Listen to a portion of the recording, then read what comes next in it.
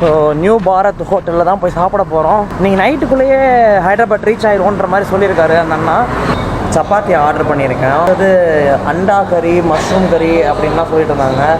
எனக்கு என்ன நல்லாயிருக்கும்னு தெரியல. அதனால் அண்ணா கிட்ட கேட்டேன். அண்ணா வந்து மஷ்ரூம் நல்லாயிருக்கும் அப்படின்னு சொன்னார். ஸோ சப்பாத்தியும் மஷ்ரூமும் ஆர்டர் பண்ணியிருக்கோம். அண்ணன் வந்து சொல்லும் போதே சொல்லிட்டாரு, காரம் தயவுசெய்து கம்மியாக போடுங்கன்னு சொல்லிட்டு. டோன் அப்படின்ற ஊரோட பைபாஸில் தான் இந்த நியூ பாரத் ஹோட்டல் இருக்குது. இன்னும் வரலைங்க. ஆர்டர் பண்ணோம், தட்டை மட்டும் வந்து வச்சுட்டு போயிருக்காங்க. ஸோ வந்துருச்சுங்க. ஸோ சப்பாத்தி சைஸ்லாம் நல்லா பெருசாக தான் இருக்குது. இப்போ டேஸ்ட் எப்படி இருக்குன்றதை பார்த்து சொல்கிறேன். மைதா மாவு சப்பாத்தி. என்னது மைதா மாவு சப்பாத்தியா? ஏங்க இது மைதா மாவு சப்பாத்திங்கிறாரு. சாப்பிட்டு பார்ப்போம் எப்படி இருக்குது, காரமாக இருக்கா. ஆனால் பயங்கர சூடாக கொடுத்துருக்காங்க. ஆனால் ஒர்த்து சூடு, கையெல்லாம் கொதிக்குதுங்க.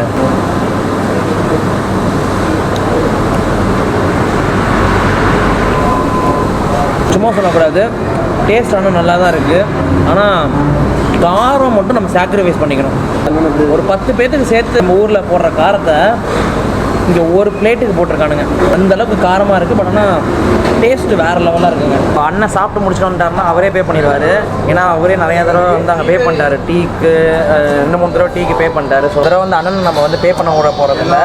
ஸோ நம்ம பே பண்ணிடுவோம். ஆனால் 4 చపాతీనా ఒక కాలం గ్రేవీ ఎంత? కాలం కర్రీ ఎంతనా? 250 రూపీస్ங்க. ஸோ இப்போ சாப்பிட்டு முடிச்சுட்டு மறுபடியும் ஹைதராபாத்தை நோக்கி கிளம்பிட்டோங்க. அநேகமாக எனக்கு நைட்டுக்குள்ளே நம்ம வந்து ஹைதராபாத் ரீச் ஆகிடுவோன்ற மாதிரி அண்ணா சொல்லியிருக்காரு. பார்ப்போம் எப்போக்குள்ளே நம்ம ரீச் ஆகுறோன்னு தெரியல. ஏன்னா எந்த ஒரு முடிவும் நம்ம எடுக்க முடியாது. கோ அந்த ஃப்ளோ தான். ஆக்சுவலாக நான் இவ்வளோ நேரம் வந்துட்டு கேமரா வந்துட்டு லாரியில் சார்ஜ் போட்டுட்டு தாங்க நாங்கள் ட்ராவல் பண்ணிட்டு இருந்தோம். லாரி வந்து இப்படி ஷேக் ஆகி வரதுல சார்ஜர் பாட்டில் கல்றிச்சு. கேமராவில் இவ்வளோ நேரம் நான் சார்ஜ் ஏறிட்டு இருக்குன்னு பார்த்தா சார்ஜர் பிளக்கும் கேமராவும் பக்கத்தில் கிடக்குதுங்க. போகிற வழியில் இங்கே பாருங்க, சூரிய பகவான் கோவிலாங்க. இது ரொம்ப பெரிய ஸ்டாச்சு வச்சுருக்காங்க. எனக்கு தெரிஞ்சு சூரிய பகவானுக்கு கோவில் இங்கே தான் இருக்குது போல இருக்குது. நம்ம ஊர் சைட்லாம் பார்த்தே இருக்க மாட்டோம். ஸோ இங்கே புதுசாக இருக்குங்க, பயங்கரமாக இருக்குது. இப்போ வந்து பார்த்தீங்கன்னா நம்ம தெலுங்கானா ஸ்டேட்டில் நுழைஞ்சிட்டோம். ஒரு ஃபேமஸான ரிவர் ஒன்று இருக்குது. அது என்ன ரிவர்னா கிருஷ்ணா ரிவர், அதாவது கிருஷ்ணா நதி அப்படின்னாங்க. இப்போ நம்ம லெஃப்ட்டில் காமிக்கிறேன் பாருங்கள், இதுதான் கிருஷ்ணா ரிவர். படிக்கட்டு துறையெல்லாம் எவ்வளோ பெருசு வச்சுருக்குறாங்க பாருங்க. நம்ம ஊர்லேயும் தான் வச்சுருக்குறாங்க சின்னோண்டு. அப்பா எவ்வளோ பெரிய ஆறு பாருங்க. நம்ம காவேரி ஆறோட சின்னது தான் போல இருக்குங்க. தண்ணி பாருங்க, ஃப்ளோ செம்மையாக இருக்குது. நம்ம ஊர்லலாம் பார்த்தீங்கன்னா அப்படியே எல்லா ஆறையும் பாருங்க, காவேரி, அமராவதி எல்லாத்தையும் பார்த்தீங்கன்னா அவ்வளோ டஸ்ட்டு, அவ்வளோ வேஸ்டேஜ் போட்டு வச்சுருக்காங்க. ஆனால் இந்த ஊரில் பார்த்தீங்கன்னா ஆறு பாருங்க எவ்வளோ சுத்தமாக க்ளீனாக இருக்குது. தண்ணியெல்லாம் வேறு லெவலில் க்ளீனாக இருக்குங்க. அந்த கருவேல மரம்லாம் ஒன்று கூட இல்லைங்க ஆற்றுல. வேறு லெவலில் ஃப்ளோ போயிட்டுருக்கு. நம்ம ஊரில் தான் அந்த மாலையை போய் ஆற்றுல போடுறது, அப்புறம் பிளாஸ்டிக் கவர்ஸ் வந்து ஆற்றுல போட்டு நம்மளோட ரிவரை வந்துட்டு எப்படி சொல்கிறதுங்க, ஒரு அசுத்தம் பண்ணி வச்சுருக்காங்க. இங்கெல்லாம் வந்துட்டு வேறு லெவல் க்ளீனாக இருக்குங்க. இப்போ டைம் பார்த்தீங்கன்னா கரெக்டாக 4:31 ஆச்சு இங்கேருந்து ஹைதராபாத்துக்கு. ஆனால் இங்கேருந்து ஹைதராபாத்துக்கு என்ன கிலோமீட்டர்னா 50. ஓ, இங்கேருந்து ஹைதராபாத்துக்கு இன்னும் 220 கிலோமீட்டர் இருக்காங்க. போகிறதுக்கே வந்துட்டு எப்படி 10 மணிக்கு மேலே ஆகிடுங்களா? ஸோ ஹைதராபாத் ரீச் ஆகிறதுக்கே 10 o'clock மேலே ஆகிடுங்க. மறுபடியும் இப்போ நம்ம டீ குடிக்க போகிறோங்க. இப்போ வந்து 3 செட் டீ குடிச்சாச்சு. இப்போ தெலுங்கானா டீ எப்படி இருக்குன்றதை பார்க்கலாம். அதாவது டீக்கும் ட்ராவலுக்கும் ஏதோ ஒரு லிங்க் இருக்க போல இருக்குங்க. ரெண்டுமே டீ தான் ஆரம்பிக்குது. தெலுங்கானாலையும் டீ கப் ரொம்ப சின்னதுங்க, ரொம்ப சின்னதாக இருக்குது. இந்த சைடு தாங்க பார்க்குறேன் இந்த மாதிரி கப்பெல்லாம் ரொம்ப சின்ன கப்பாக இருக்குங்க. டீயும் சுமார் தாங்க, நம்ம ஆந்திராவில் சாப்பிட்ட மாதிரி இல்லை டீ. கர்நாடகாக்குள்ளே நுழையும் போது ஆர்டிஓ கிளியரன்ஸ் வாங்கணும் இல்லைங்க, அதே மாதிரி இப்போ வந்து தெலுங்கானா ஸ்டேட், அதாவது தெலுங்கானாக்குள்ளே நுழையும் போதும் ஆர்டிஓ கிளியரன்ஸ் வாங்குறதுக்காக நம்ம இப்போ வெயிட் பண்ணிட்டு இருக்கோம். நிறைய ஆர்டிஓ கிளியரன்ஸ்க்காக நின்றுட்டு இருக்கு. ஆர்டிஓ கிளியரன்ஸ் வாங்குற இடம் வந்து அதுதாங்க. கிளியரன்ஸ் வாங்கியாச்சா? அவ்வளோதான், ஆர்டிஓ கிளியர் ஆயிடுச்சு. நம்ம கர்நாடகாவில் வாங்கும் போது தான் ரொம்ப நேரம் நிப்பாட்டினாங்க. ஆனால் இங்கே தெலுங்கானா ஸ்டேட்டில் உடனே கிளியர் பண்ணிட்டு போயிட்டே இருக்கோங்க. ரொம்ப டைம்லாம் ஒன்றும் ஆகலை, 5 நிமிஷம் தான் ஆச்சு.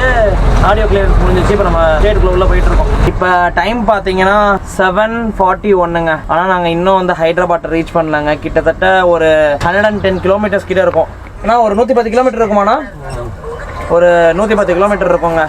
ஸோ கொஞ்சம் ரெஸ்ட் எடுக்கலாம்னு சொல்லிட்டு ஒரு ஓரமாக வந்து நின்றுருக்கோம். கிட்டத்தட்ட ஒரு 2.5 மணி நேரம் ஆகுமாங்க. 40 கிலோமீட்டர்ஸ் வந்து 1 ஹவரில் கிராஸ் பண்ணுவாங்களாம். ஸோ 110 கிலோமீட்டர் இருக்குது. கண்டிப்பாக ஒரு 2.5 மணி நேரம் 2.25 மணி நேரம் ஆயிருங்க நம்ம வந்து ஹைதராபாத் ரீச் ஆக. நம்ம வந்து கிட்டத்தட்ட ஹைதராபாத் பக்கத்தில் நெருங்கிட்டோம். இப்போ என்னன்னா அண்ணா வந்துட்டு ஹைதராபாத் பைபாஸில் நம்மளை வந்து இறக்கி விட போகிறாரு.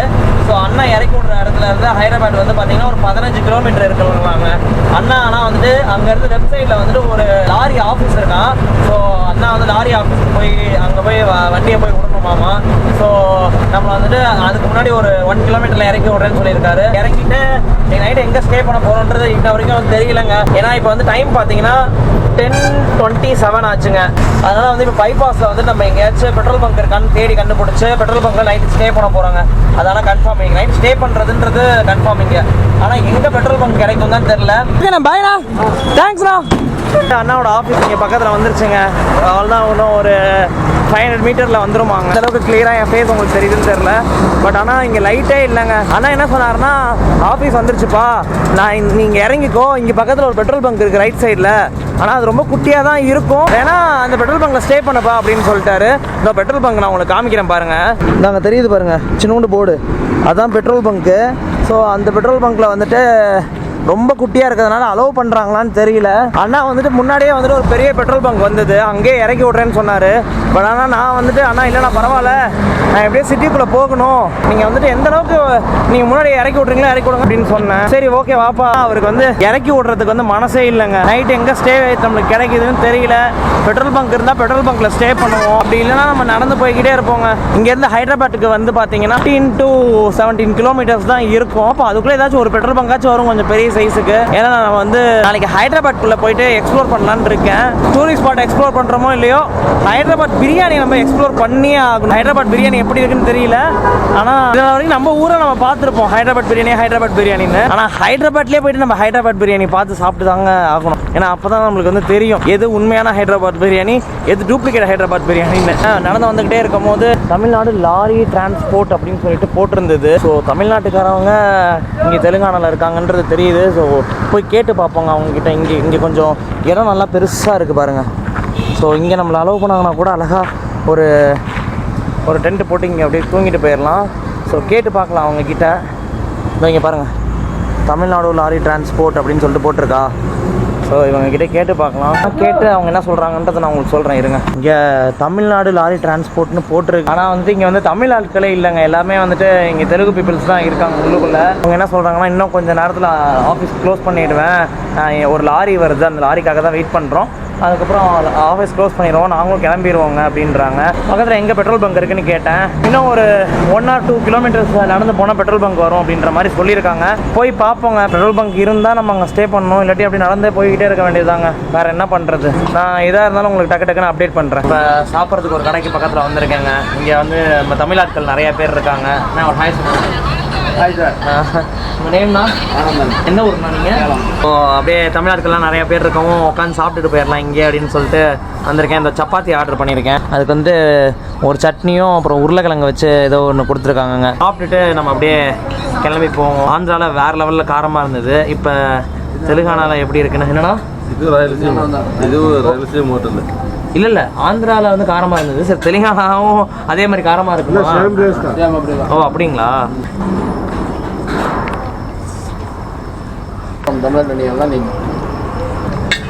கடலை சட்னியே பயங்கர காரமாக இருக்குங்க.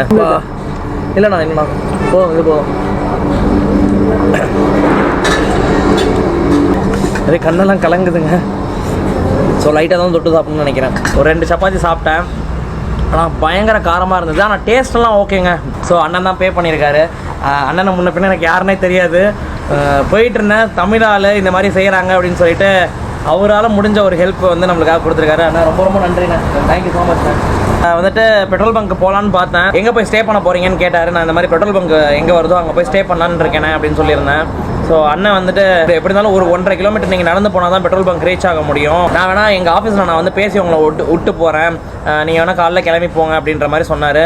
ஸோ அண்ணன் வந்து பேசினாருன்னா அங்கே அலோவ் பண்ணாங்கன்னா நம்ம அங்கே தங்குவோம், அப்படி இல்லைனா வந்துட்டு நம்ம நேராக நடந்து போயிட்டே இருப்போங்க. என்ன நடக்குதுன்றது கடைசி வரைக்கும் நம்மளுக்கு தான் தெரியாது. போவோம், கோ அந்த ஃப்ளோ தான், ஃப்ளோலேயே போயிட்டே இருப்போம். So be in touch. நம்ம சேனலை நீங்கள் சப்ஸ்கிரைப் பண்ணாமல் பார்த்துட்டு இருந்தீங்கன்னா மறக்காமல் சப்ஸ்கிரைப் பண்ணிடுங்க. இப்போ தான் வந்துட்டு நமக்கு வந்துட்டு 227 சப்ஸ்கிரைபர்ஸ் வந்திருக்காங்க. அண்ணா வந்து அவரோட ஆஃபீஸ்க்கு கூப்பிட்டு போயிட்டுருக்காரு, அங்கே பேசி விட்றேன்னு சொன்னார். நான் இந்த ஆஃபீஸா ஆனால் இங்கே தானே வந்து கேட்டேன் நான் ஃபஸ்ட்டு, இவங்க தான் பூட்டிடுவேன் நாங்கள்.